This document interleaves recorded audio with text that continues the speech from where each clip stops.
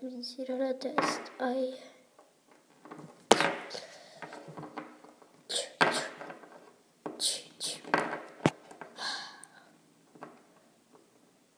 Io sono robottino. Ma il robottino a te chi è che ubbidisci? Alla mia padrona. Che se la faccia azionato. E chi è la tua padrona? Sei tu. Sì, ma spostati, brutta traditrice. Ma un giorno mi vendicherò. E quel giorno è vicino. Molto vicino.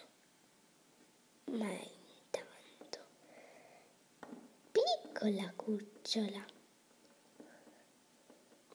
bella della padrona. Allora cosa, padrona? Dì a tua madre che dovete uscire subito. Anzi, mia madre. Dovete uscire subito da questa casa, tu e lei, senza la tua sorella. Hai capito? Questo è un ordine e va rispettato. Sì, padrona. Molto ok. Ah, mi sento finalmente io, dopo questi lunghi anni, 16 per l'esattezza. Sono rimasta una sedicenne, anche se ne dovrei avere 32. Ma io sono una sedicenne perché sono morta così.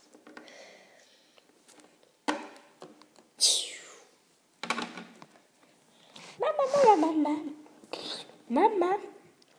Sì, tesoro. Dimmi.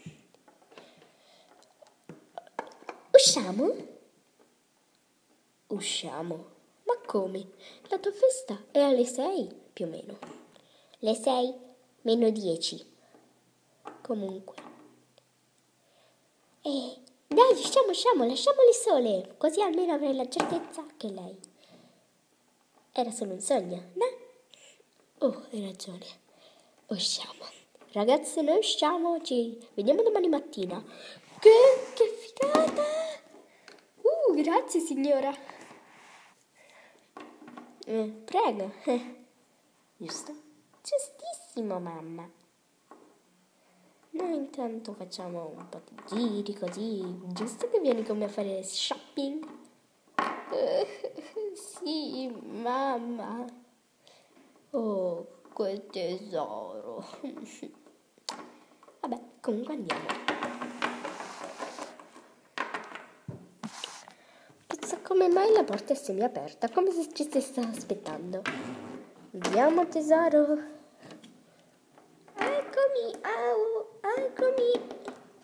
Eccomi. Aia.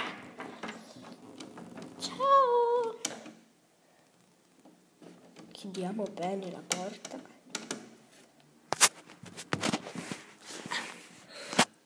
Sei pronta? Quando vuoi.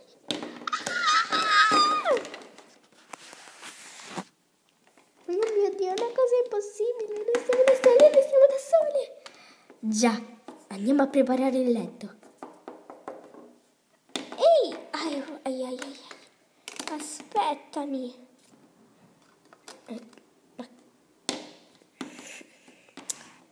Prima mi voglio vedere allo specchio. La bellezza sono io, più che bella che io sia.